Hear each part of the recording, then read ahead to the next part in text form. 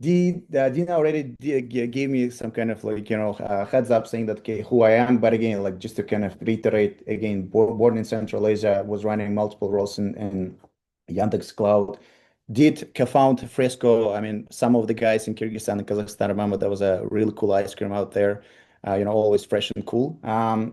That was also a gig, but again, like my majority of my career was within the IT. I spent now almost 20 years in the industry, was part of the Microsoft and Cisco, and now I'm residing in the Netherlands, working as a general manager for EMEA at Nebius.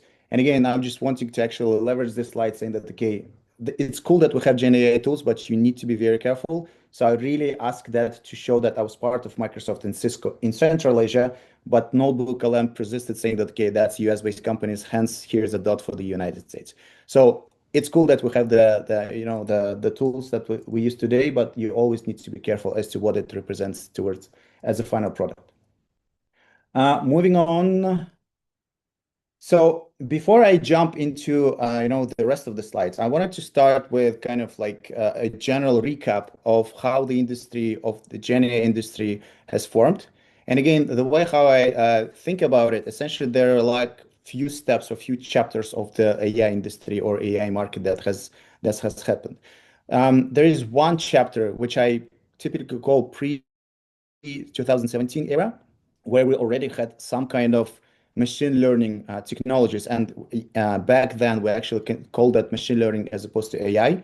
But what is the difference between what we have today and what it used to be back then? It was the fact that it was always a prediction-based algorithm. So again, we would give some kind of data to the model. Model will learn all the answers, and basically then what that model could do was actually to predict one of the answers that they have seen before. So that was, again, like it was helping to support some of the use cases. So again, the models that did the ads ranking, they also supported some basic fraud detection cases, and it was also helping with very basic computer visions. And that was happening until 2007. Basically, we call it as a conventional ML. In 2007, there was a pretty interesting thing has happened, which basically the set of Google researchers published the transformer paper called "Attention is All You Need," basically introducing the model architecture for the future models. And basically, in a nutshell, how they changed the things, they introduced the new architecture that would predict the token, or again, like when it comes to text, it's going to be like the next letter or the next word. In the image or video generation, it was the next image or the next static frame for the video sequence. But essentially, it was not predicting based on something that learned in the past and not necessarily based on the previous token, but it was always considering all the data around it. But more to that, it actually considered more contextual connections between all the points. So instead of looking at what was the one token back, it was always considering how the different data points in this huge data set are connected together. And basically that essentially lead to the new version of models that we're using today. And again, some of the kind of like pivotal moments was that in 2020, there was an introduction of GPT-3 model by OpenAI. And this was essentially the first model where you could interact with the model in more of a human-like way. And again, in 2020, there was a new ChatGPT, or the first ChatGPT application created. So essentially, it was the GPT-3 model that was wrapped in this chat-like UI experience. So you would not need to essentially go and do some kind of API calls. You would actually interact with that on a human level. So again, before it was predicting, now it was actually, with all the context around it, it started to help us to generate some stuff, be it text, be it image, and be it video. So that essentially brought us to today's situation where we have a lot of different models. And again, some of the names you can hear a lot. So for example, OpenAI, Anthropic, Meta, Cohere, XAI, which is essentially Grok, Elon Musk's company. They're like, you have heard about them. But again, there are more models that have been appearing in the other parts of the world. So for example, in EMEA, and you might also heard that there's a huge company, a French company, Mistral, who is also trying to kind of like chase the same logic. There's also a German company called Aleph Alpha, who started to essentially compete with OpenAIs of the world, but they understood that they're not, running at the pace required. So essentially, they pivoted a bit, and now they're building the enterprise operating system for AI. And then more other companies to mention. So like there's a known company in Nakhla. I'm sure you know about them. TII, who is developing the Falcon family of models, and there's also like MBZ, University of Artificial Intelligence, who's also developing some of the cool models in the region, focused on the Arabic languages. There are also companies like Stability AI who created the first image generation. Black Forest Labs, also renowned company in Germany, also developing the new video generation models and trying to, compete on the market. So essentially, today we have a big number of models that is out there and available to all of us. And typically, the majority of the people, when think about GenAI, is actually thinking of this particular layer. But what I wanted to essentially explore is that GenAI industry is a bit much broader than just the foundation models. And I just wanted to give you a quick glimpse as to how the market operates and what layers do exist in this market. So first of all, even though we all consider GenAI to be this cool software that runs in the cloud, I still want to kind of make sure that we all understand that this is still very much hardware-based market. Because essentially, as we kind of used to the general cloud, but we tend to forget that cloud is always being supported by something that cloud runs on top, which is the physical hardware. So the way how I would want to describe the layer cake of the ecosystem today is there's following layers. So at the very bottom, there's energy providers, because essentially, as we move towards this GenAI world, we understand that we should have a lot of power to actually power all the compute that is running on top, and that basically serves all the customers. So again, the interesting part about the energy providers, now there's a huge shift from consuming kilowatts of power per hour into the gigawatts. So like when you're reading all this news about OpenAI or Microsoft or even NVIDIA scaling their clusters, they're actually mentioning something in the matters of gigawatts as opposed to kilowatts. The second layer is the data center providers. So again, there should be some facilities that host all those computes that power the Gen AI applications. And again, there you also see a shift from small requirements to kind of run generic purpose cloud to support more of a kind of like Gen AI applications. And here you actually hear that there is another kind of technology shift, because again, before it was mainly air cooled data centers. Now there's more and more conversations about having liquid cooled enabled data centers, because again, that's the way how you can cool those hot GPUs in a matter of time, in a matter of minutes. On top of that, there's a layer of chip manufacturers, and typically you know about, or you hear about the NVIDIAs of the world, but actually there are many more providers of the chip manufacturers. So NVIDIA being the leading one, but then you actually hear that all the hyperscalers are trying to create their own chips. So for example, Google has their own chip called TPU.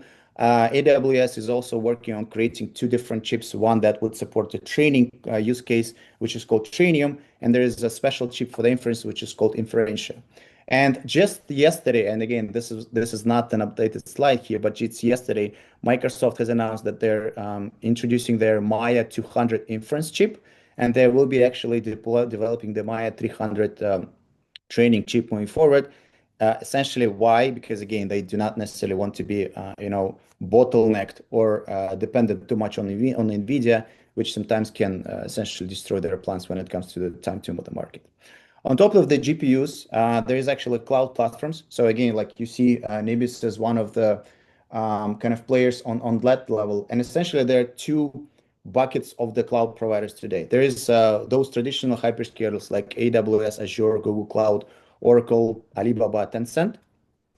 These guys have been there for some time, and essentially what they did, they introduced some additional GPU-powered AI services to the world. But there are also new guys on the block, and essentially Nebius is one of them, which are now called Neo Cloud. So essentially, we are the new guys that are creating the new platform that is truly specialized for AI workloads. So we do not necessarily provide a huge number of generic purpose services that Microsoft or AWS does. But our job is to make sure that whatever AI workload that you want to run, we can do it better, we can do it cheaper, we can do it faster, and basically we provide you the very niche but then very specialized service. And on top of that, that's exactly the foundational model layer where essentially, the ChatGPTs, the Anthropics, the clouds of the world are operating. So they're using our underlying infrastructure to essentially serve the customers like us. And last but not least, this is also kind of like the latest version of the development in the GenAI is what I call the GenAI applications. So one of the examples could be Cursor, Lovable, Recraft.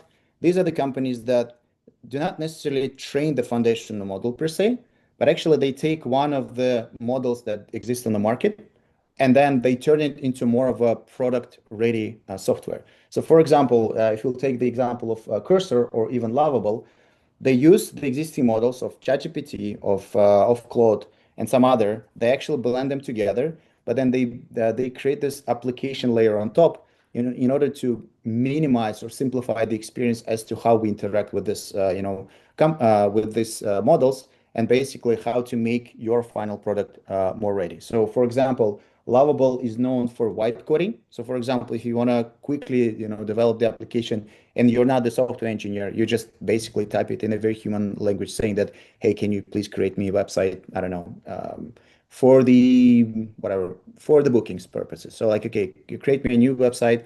I launched my hotel. I wanted to create some kind of booking scheduling applications. And again, that has happened in a matter of minutes. And Cursor is also, it's a code first application. But again, it allows you to interact with it without any particular knowledge as to how to actually code. And Recraft is also, it started as a image generation foundation model, but then they basically wrapped it in a very nice user-friendly application when you can build an image, but then you can actually tweak it as if you would do it in the Photoshop without actually needing some designing skills.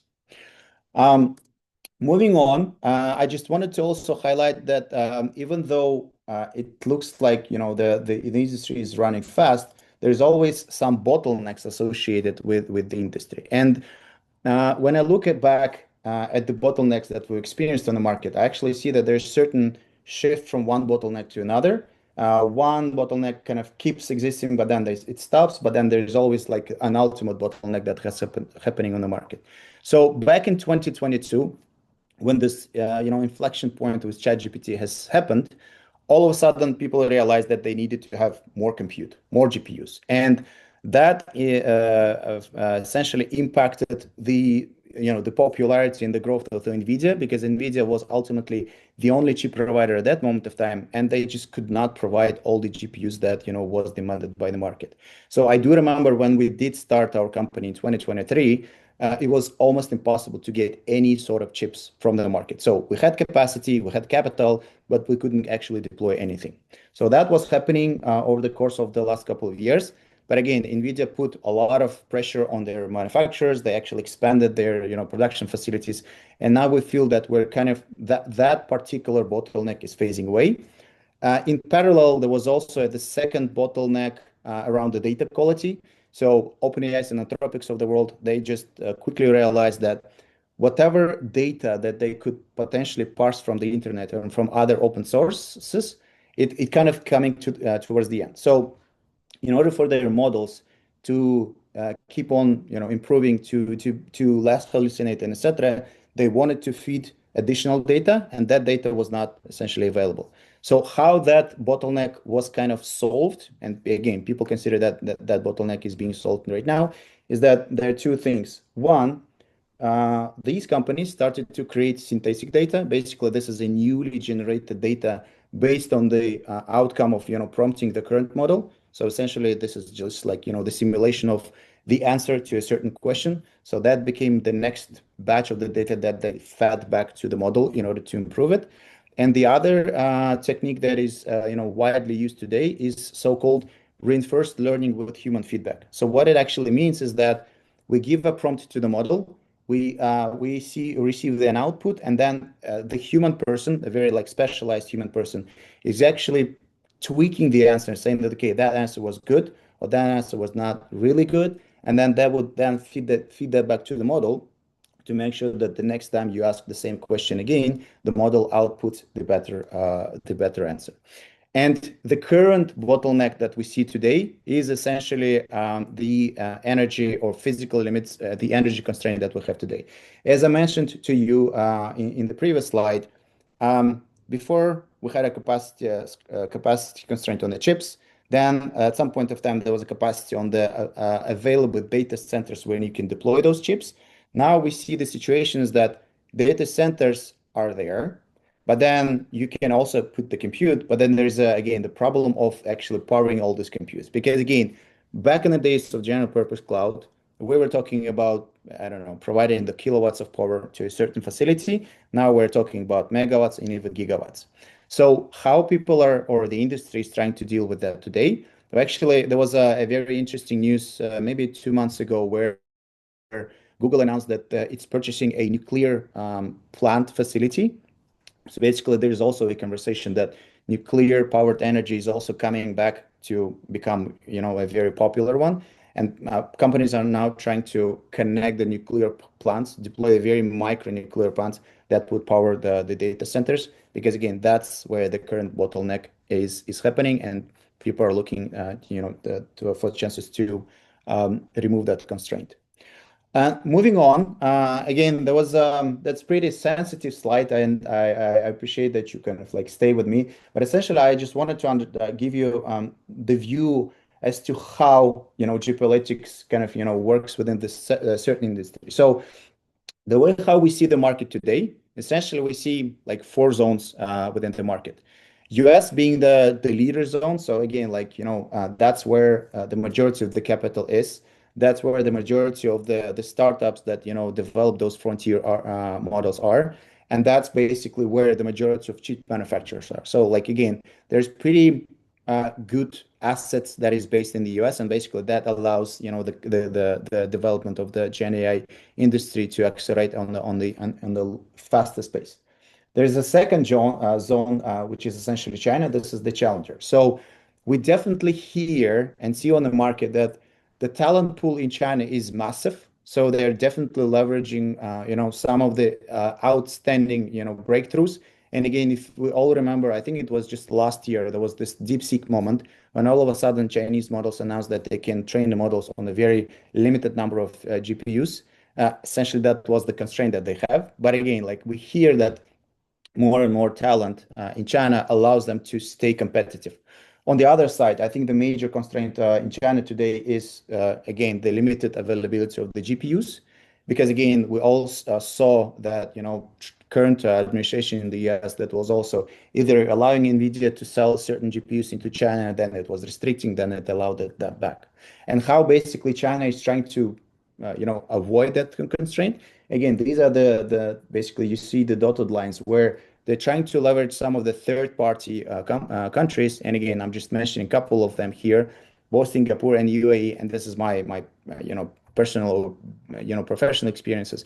We see that a lot of clusters that are being built for this particular markets, sometimes we actually see that they have been used as the way how to access the GPUs that are otherwise have been restricted to be used within the current market.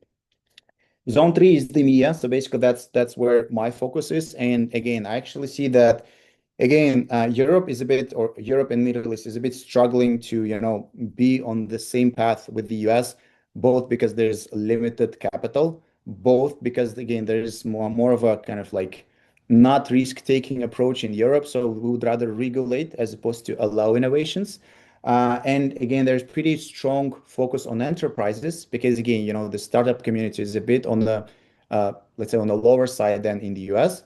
But then it's also a very interesting market because again, I feel that enterprises are going to be the ultimate users of the Gen AI once the startup, boom is over. So it's very much interesting how that particular market is developing, and essentially looking forward to find a way how to interact with the markets. And last but not least, again, since I had some kind of like, understanding of the Russian market before, again, talent is there, compute is also poor. But I think if we compare Russia to China, for example, we don't see that much of a support from the state So again, like I know that Yandex is trying to develop something, and again, they have Yandex Alice. There's also a Spare company which is also trying to develop their Giga Chat model. But essentially, we don't hear a lot, when it comes to Russia within the global Gen AI landscape.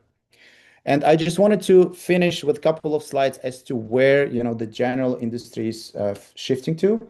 So first, I wanted to start saying that there are two use cases. There's a use case of training the foundation model, and there's also the use case of the inference when you actually leverage that model. So I think the way how I look at the market, I think the majority of the training era is gone. So again, we have, the ChatGPTs, the clouds of the world. They keep on iterating, but essentially, the massive training run is over. So now there is actually a shift towards the inference where um, training is always going to be the cost center because again, you cannot leverage that, you cannot sell training per se, but then inference is actually the play where people start to generate some revenue.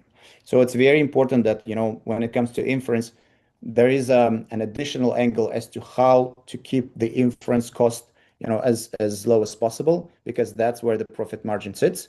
And again, one of the interesting and strategic signals that we saw from the market recently was the fact that NVIDIA acquired a company called Grok. So again, Grok was founded by the ex-Google engineers who actually created the TPU chip for Google, and they have created their new version of the inference. Basically, that acquisition also support an idea that NVIDIA also realizes that there is like we are catching on the wave of inference, and that's where they need to play. And I don't think that NVIDIA is on that strong on that particular part. They're very good with training part, but they're not necessarily good with inference. And so by purchasing the Grok team, acqui-hire as they call it today, they're actually trying to improve their positions on the market. The second thing is again how we also passed the situation where we had a lot of generic chatbots, and before it was always the interaction that okay, I'll prompt and I'll give the answer. Now we're actually shifting towards the agentic systems, and what I mean by agentic systems is actually trying to delegate more of the tasks from our side to the Gen AI models. So essentially, not only knowing where, like, what is the best hotel for me to go ahead and book, but actually, I want to outsource the decision making towards the agent. So I want the agent to do the research on the hotels, find the best hotel that would suit particularly my needs, I don't know, depending on my preferences, find the best date and price for me to book that vacation, and the only thing that I would need to make a decision whether I want to book it or not. So it's a multi-threaded, conversation of the Gen AI application with the market, with the internet of the world, for me to actually have the ready decision for to say yes or no. Again, as I mentioned, the second shift is verticalizations, and again, that also ties into the enterprise market that I showed, because again, enterprises, they have their own industries, they have or their own vertical use cases, and do not necessarily want to consume our platform the way how startups consume, the way how foundation model builders are consuming. So they want to have more of an abstract or almost ready to consume solutions. Hence, we actually see the development of more verticalized models. So there's a huge development within the healthcare and life sciences. Again, people are developing a particular model that can accelerate the drug discovery, that can accelerate the DNA sequencing, and etc. There's a second big wave. We see that robotics is becoming the next big thing. So people are trying to train those physical AI world models. So robots, the humanoids that are being produced right now, actually understand how interact with the physical world today, and take all the different data points into account to make the right decision, to make the right step.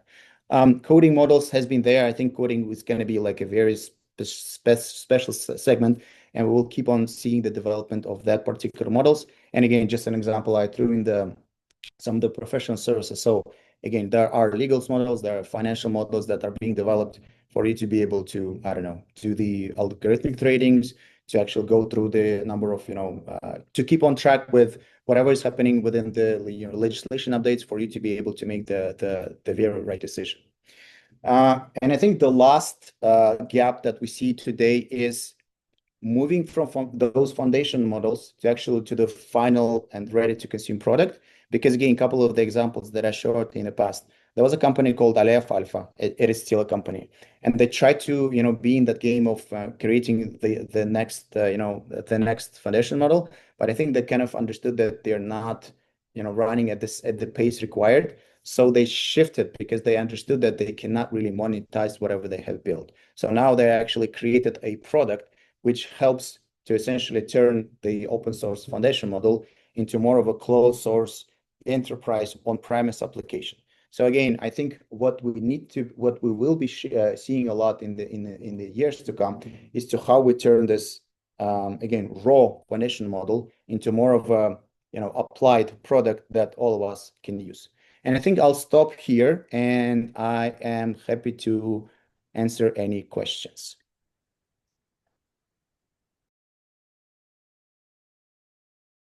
Okay, yeah. Yeah, I think while everyone is still thinking about their questions or comments, I think I'll start with mine. Sure. So you showed a very structured map of the AI ecosystem and where like different players sit. So when you look at the same picture, not as a presenter, but as an operator, so what feels more likely in 5 years, like a market with more sustainable infrastructure providers or strong consolidation around a few dominant winners? Um, And can we ask you questions about Nebius?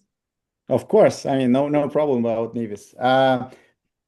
So again, the question is like whether we have just a few players or whether it's going to be like a broader number of specialized vendors. Is that the question? Yes. I think it really depends. I think I would say that there's certainly going to be some level of consolidation. I think the Anthropics and OpenAIs are not going to be going away, and in that particular space, I believe that there's not much of the additional market leaders to appear. But then again, like the sovereignty angle is also a pretty interesting one. So like I believe that the market would still kind of split into kind of like this big global market that can be operated by those commercial leaders, which are mainly coming from the US. But then I also understand that there will be some regional players that would prefer to stay region and local ones as opposed to just consuming the open sources sorry, the commercial models from the US. And again, this is what I definitely see in Europe. So there is this general feeling of okay, let's have the European sovereignty, let's build more sovereign clouds, that's like operate Mistral as opposed to OpenAI or Anthropic. So again, I think we will see the consolidation, but I don't think that the entire globe would operate with just two or three players.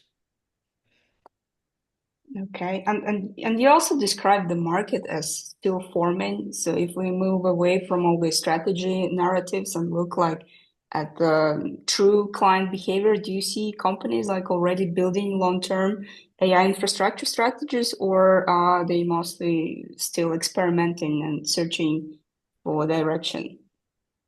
I think so. Again, there are different layers. So what I actually see, and again, this is like down below the frontier models right now, is that right now we see similar situation as we had with railroads back in the days, where a lot of railroads were built even though they were not necessarily being used, and people were like asking like, you must be crazy to build all these railroads today. But now, as we kind of look back as to how those railroads are being utilized, we understand that train infrastructure is like one of the most convenient infrastructure. So this is similar to what is happening with data centers right now.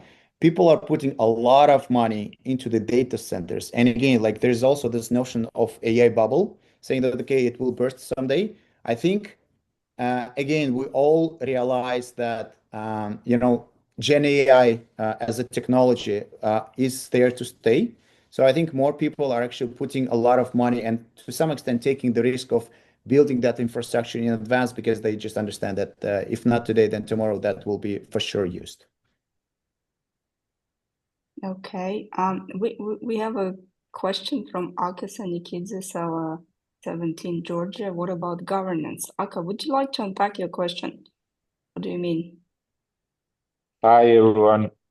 So my question was that the main issue with all this data, because right now we are all feeding these databases, and as you mentioned, it is also using synthetic data to generate some probabilities and stuff. But mainly the question is that our companies or for businesses, even large businesses using these technologies, the governance and the data leakage fears.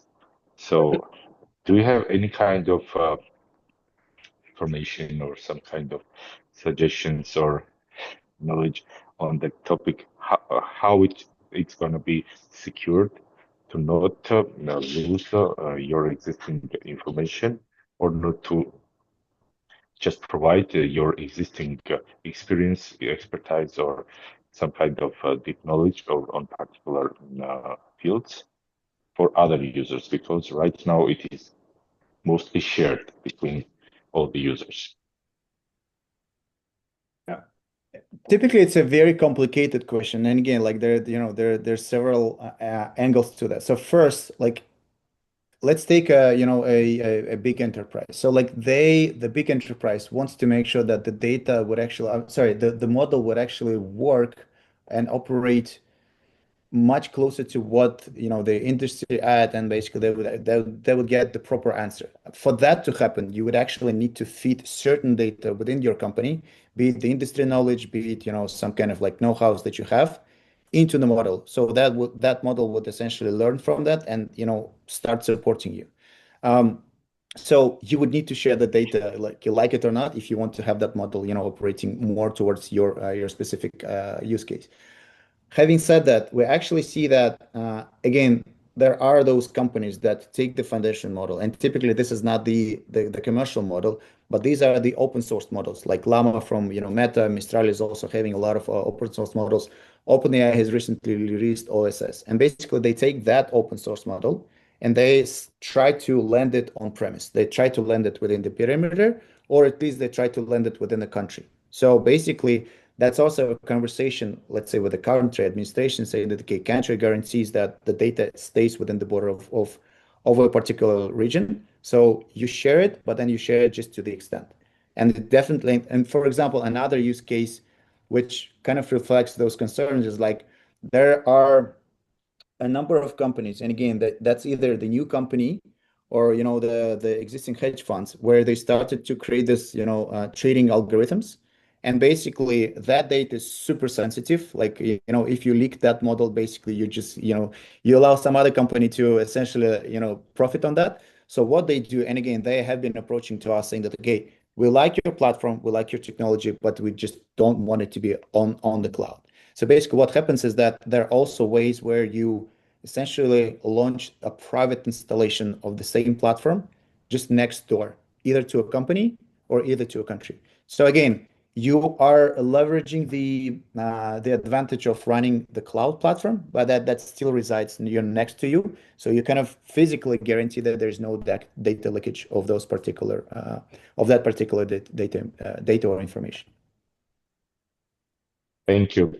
And also there is a threat that, for example, you can teach or provide some false information to make some misunderstanding or misusage of such kind of things. So it's kind of a very tricky part. Of course, yeah, on machine learning and predictional businesses, it's very important to have some kind of clear vision and clear understanding of how system will work and how secure all this that will be. And that's the big challenge also, and the issue that we are actually I'm facing right now, and we are trying to find some solutions what can be done, and it's quite big. Yes, I hear. And again, like that's why this reinforcement learning with human in the loop. So human is also the important part of that. So there's always a human in between, because again, there should be some, like you can put some guardrails on the platform level, but there's always a human element just to make sure that they're not improper behaviors of the model, or you're not trying to essentially make the model work in the whatever, like bad way. Yeah. Thank you very much. Thank you. Okay. Thank you. We have a question from Ahmad Rasih. So the enterprise adoption of GenAI, do they have a limited choice of selection or how they customize their enterprise GenAI models? Sorry, where can I read this question once again? Chat. Just open the chat. All right.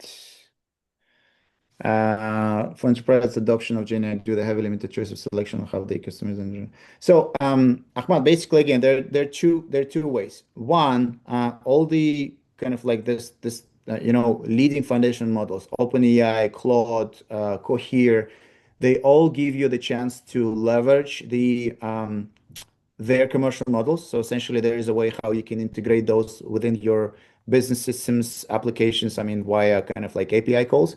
And the way how you could essentially train them or adopt them is there's again, technology called RAG, retrieval augmented something generation. So essentially what you do is that, again, you feed them, and this is what we discussed with Aka just in a second. You feed them certain additional data for them to better understand how your company works, better understand certain, data points from your organization, be it, the certain business applications that you support, scenarios, and etc. And basically that model, that commercial model, would start to, behave in a way that would be more tailored towards your company.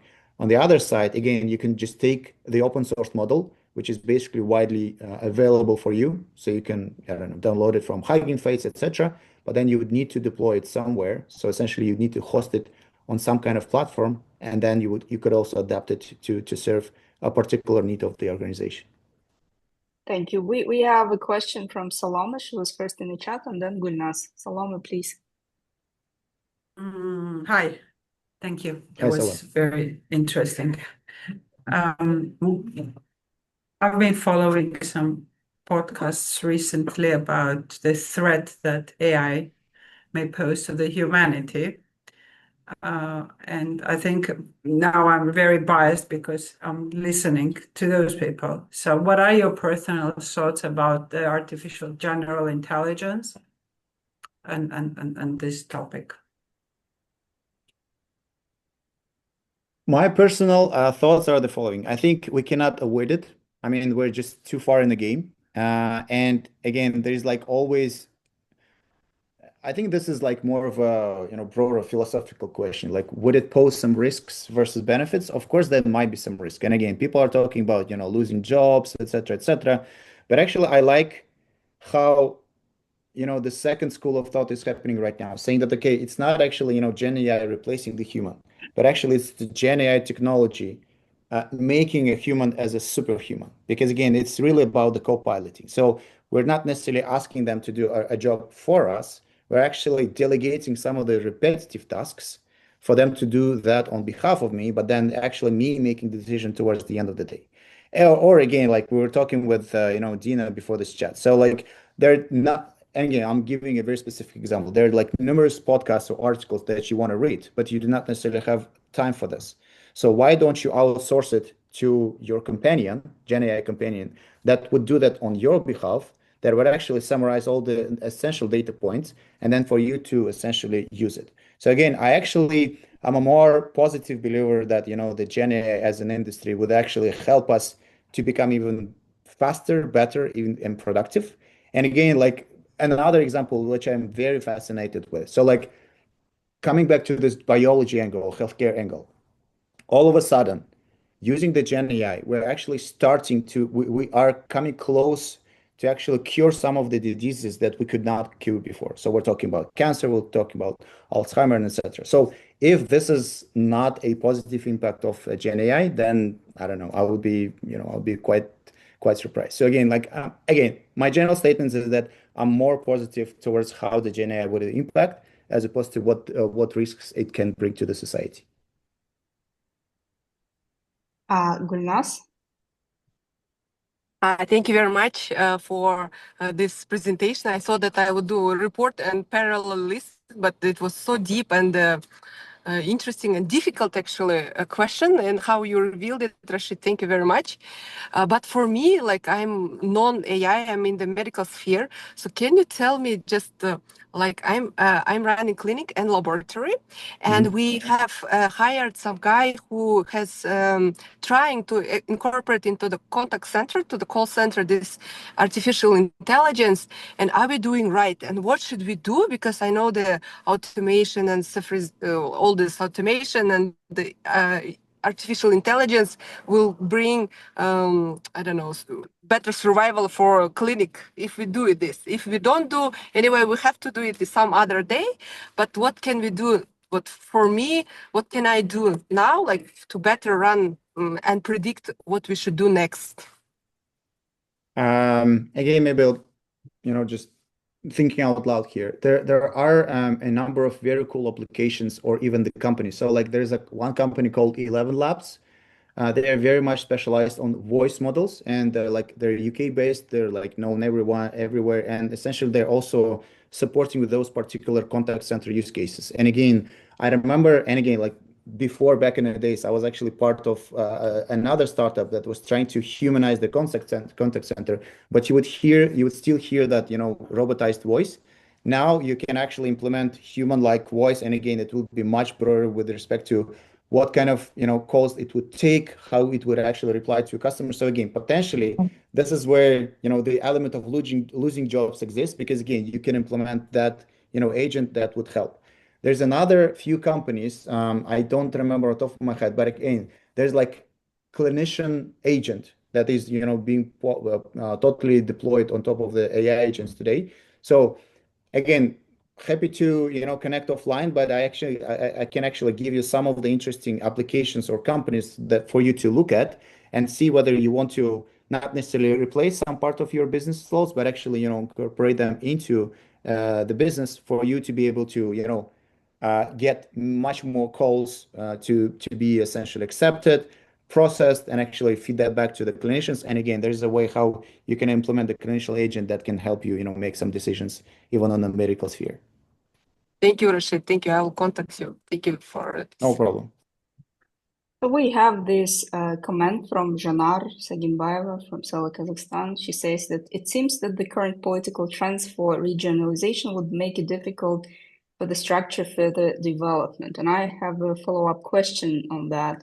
So we've already mentioned geopolitics, and geopolitics is reshaping AI industry very directly, like all these export controls, cheap access, concentration of the key models in the US, and fragmentation of the market. So to what extent do these forces quietly set a ceiling on what companies outside the US can realistically build, no matter how good their tech or team is? So I think I'll share again. I'll share the kind of like the sentiments that I hear from the market. So again, there's this huge conversation in Europe being fully sovereign. But then how can you be fully sovereign? I mean, what you can do on a sovereignty level? Can you deploy clusters in Europe only? Yes. Can you make sure that the data is staying within Europe? Also, yes. But then is there any other chip provider, except NVIDIA, Grox, and, Google's of the world that is truly European based? I'm not sure. I mean, there's a company called ARM.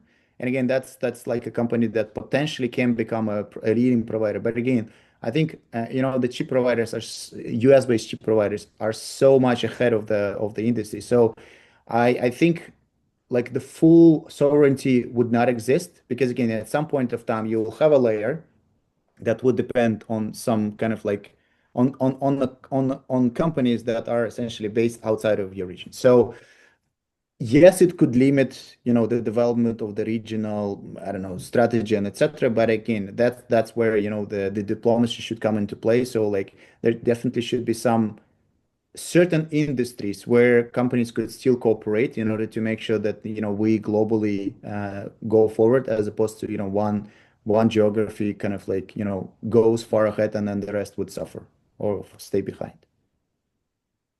Good answer. Salome posted, I think, a follow-up question. Can you give us a few names from the camp, and maybe even are there any good debates you are aware of? I think it's coming back to the question of like pro AI and maybe a bit of AI concerned camps. Yeah, well, again, like I'm happy to maybe come up with a set of, different articles that, represents both of the angles. So yes, I'll try to curate that list and share it with the team. Yeah, and I think we can share it in the next monthly snippet actually.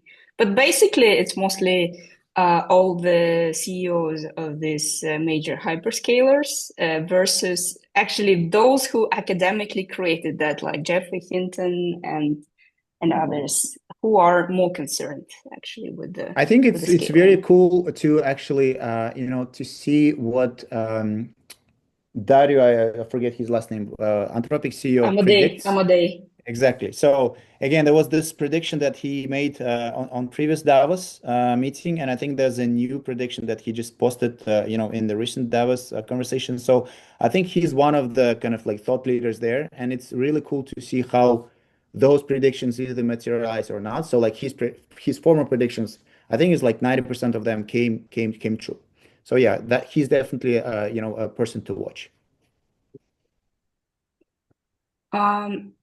Ahmad is asking again, do you think that AI model mimic human emotions, especially in robotics? Well, robotics is like an obvious choice because again, you have this physical device that needs to mimic. But I think even when you try to speak with ChatGPT today, for example, once it kind of learns your style, it also starts to mimic, the behavior. So it can be more, I don't know, cheesy. It can be more humorous. It can be very much formal. So again, it's not necessarily the emotion per se, but again, it adapts to the way how you interact with that. So it kind of mimics you back. And the other thing, again, as I mentioned on the voice models. So again, Elaborate Labs is also a very good example, like where they also understand how do you want to interact, and again, they also tweak the sound of that call center agent to make sure that they deal with your anxiety, they deal with you needing to wait long for a line, etc. So yes, we definitely that's another I think level of the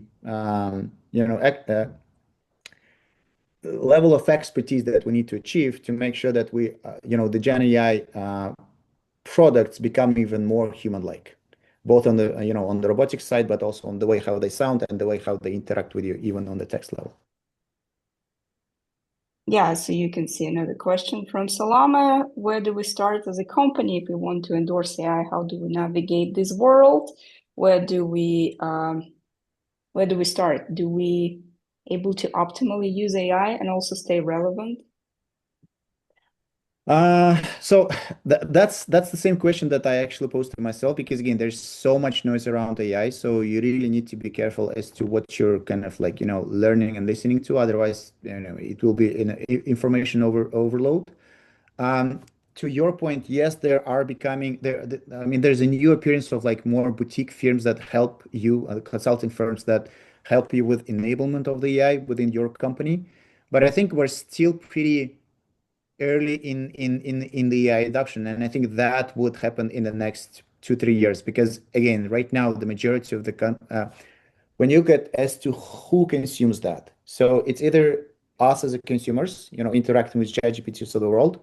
There's a huge push from, say, Microsoft, because again, they introduced this Copilot and they really try to push Copilot through their Office 365, applications. And again, you see the benefits. So like again, Outlook can summarize you the message. Outlook can help you prepare a quick response and etc. But then I think the global adoption of the AI is yet to come because I don't believe that it has passed that, kind of like the majority of the people using AI today on the expected level. I'm glad to see very down-to-earth question from Jandos Sholpan-san. The RAM are overpriced due to AI demand. When are they expected to normalize? Yeah, I have as a user, I have the same question. Likewise, and we also have the same question because again, like we were going to deploy a certain level of GPUs right now, and essentially we're also being impacted by RAM overpriced today.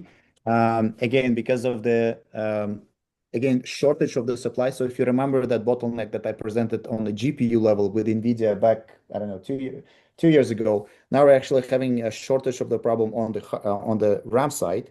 And I don't know how and when that will be resolved, but I think it's the entire market is facing it. It's not necessarily, us as a company. When it will normalize, I have no clue. That will be, a straightforward answer. You said we can ask questions about Rashid, Nebius. even when you will find out, do let us know, please. I will. So Nebius, the company you work for, it sits in a difficult middle position. So on one side, you have these hyperscalers like Amazon, Microsoft. They have unlimited capital and distribution. But on the other side, you have all these kind of startups and model labs that are highly price sensitive. So when you look honestly at this structure, what kind of company is Nebius actually trying to become long term? A niche specialist, a regional infrastructure backbone, or a future competitor to hyperscalers? So again, not a simple answer, but I think we want to become a niche specialized, but then global scale provider. So let me kind of like share why we think we can win in this game. Because again, when you look at the hyperscalers today, they're still pretty much general compute purpose companies that all of a sudden attach the GenAI service. And when you look as to how they, serve the market, when it comes to the cost structure, when it goes to the overhead that they need to have in order to support this entire, general purpose compute, they cannot really present, a very down to earth prices. So on daily basis, we actually sometimes compete with them, and we see that they can discount certain deal, but they cannot discount like average deals per se. So I think we'll always have the pricing advantage just because again we don't have that overhead, and basically we're owning the entire supply chain there. So again, from the data centers up to the point when we provide it as a compute. And when it comes to the regional play, again, I hope that we'll not be in a situation when the regions would just lock themselves. But even today, when you look at the companies that we need to, when the companies are trying to leverage us even from the Middle East, they are okay to actually leverage the platforms that are being hosted in Europe, in the US. So I think it's hard to say, it's hard to predict. And it's funny when I have those interviews and then, some people are being hired into us. They're like, okay, what's your 3 to 5 years, goal for the company? I'm like, I'm sorry, but my blunt answer was like, there's no plan for 3 to 5 just because the pace at which industry is developing, it's very hard to predict what's going to happen in 1 year. So I'm not even considering the 3 years today. Thank you, Rashid. I think at this point we should wrap up because we see you need to go. Thank you for taking the time to answer our questions and for sharing your experience. It's been a real treat to have you back with the CELA community.